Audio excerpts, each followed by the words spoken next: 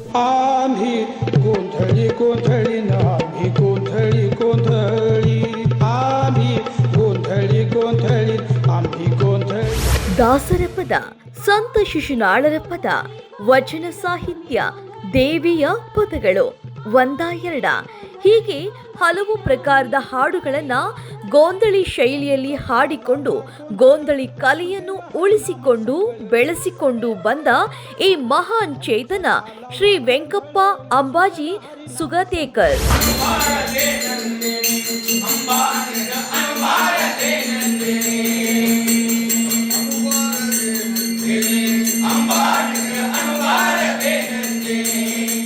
ಬಾಗಲಕೋಟೆ ನವನಗರದ 81ನೆಯ ವಯಸ್ಸಿನ ವೆಂಕಪ್ಪ ಅಂಬಾಜಿ ಸುಗತೇಕರ್ ಹಾಡೋಕೆ ಅಂತ ನಿಂತ್ರೆ ನೋಡುಗರನ್ನ ಮಂತ್ರ ಮುಗ್ಧರನ್ನಾಗಿಸ್ತಾರೆ.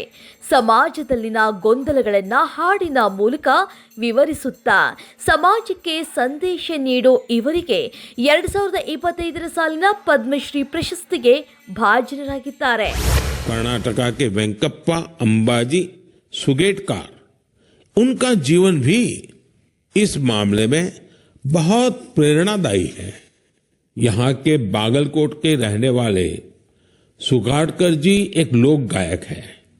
इन्होंने 1000 से अधिक गोंधड़ी गाने गाए हैं. साथ ही इस भाषा में कहानियों का भी खूब प्रचार प्रसार किया है. 2014ರ ಮನ್ ಕಿ ಬಾತ್ ರೇಡಿಯೋ ಸರಣಿಯ 110ನೆಯ ಕಾರ್ಯಕ್ರಮದಲ್ಲಿ ಪ್ರಧಾನಿ ನರೇಂದ್ರ ಮೋದಿ ಅವರು ವೆಂಕಪ್ಪ ಅವರ ಬಗ್ಗೆ ಗುಣಗಾನ ಮಾಡುವ ಮೂಲಕ ಕರ್ನಾಟಕದ ಸಂಸ್ಕೃತಿಯ ಭಾಗವನ್ನ ಇಡೀ ಪ್ರಪಂಚಕ್ಕೆ ಎತ್ತಿ ತೋರಿದ್ದು ನಮ್ಮ ನಾಡಿನ ಹಿರಿಮೆಯ ಗರಿ ಹೆಚ್ಚಿತ್ತು.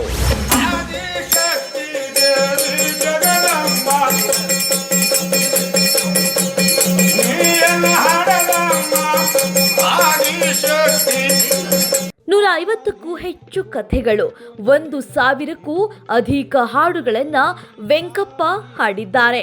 ಇಂದು ಕೇಂದ್ರ ಸಚಿವ ಪ್ರಹ್ಲಾದ್ ಜೋಶಿ ಅವರನ್ನ ಭೇಟಿಯಾದ ವೆಂಕಪ್ಪ ಅಂಬಾಜಿ ಸುಗತೇಕರ್ ತಮ್ಮ ಸಂತಸವನ್ನ ಹಂಚಿಕೊಂಡ್ರು.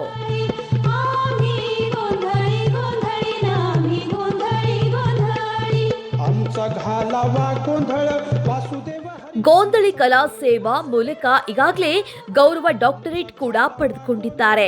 ಸಾವಿರಾರು ಜನರಿಗೆ ಇವರು 1 ರೂಪಾಯಿಯನ್ನು ಪಡೆಯದೆ ಜನಪದ ಹಾಡುಗಳನ್ನ ಹಾಡುವುದನ್ನ ಕಲಿಸಿದ್ದಾರೆ. ಇವರ ಸೇವೆ ಶ್ಲಾಘನೀಯವಾಗಿದೆ ಅಂತ ಮೋದಿ ಬಣ್ಣಿಸಿದ್ರು. उन्होंने बिना फीस लिए सैकड़ों विद्यार्थियों को ट्रेनिंग भी दी है. भारत में उमंग और उत्साह से भरे ऐसे लोगों की कमी नहीं जो हमारी संस्कृति को निरंतर समृद्ध बना रहे हैं.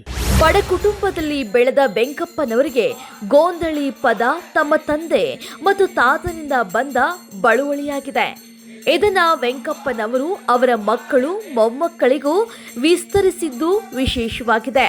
ಮುಂದಿನ ಪೀಳಿಗೆಗೂ ಈ ಕಲೆ ತಲುಪಬೇಕು ಹಾಗೂ ಗೋಂದಳಿ ಪದವನ್ನ ಕೇಂದ್ರ ಸರ್ಕಾರ ಪ್ರಧಾನಮಂತ್ರಿ ಶ್ರೀ ನರೇಂದ್ರ ಮೋದಿ ಅವರು ಗುರುತಿಸಿದ್ದು ನಮ್ಮ ನಾಡಿನ ಬಗ್ಗೆ, ಕಲೆಯ ಬಗ್ಗೆ ತೋರುವ ಕಾಳಜಿ.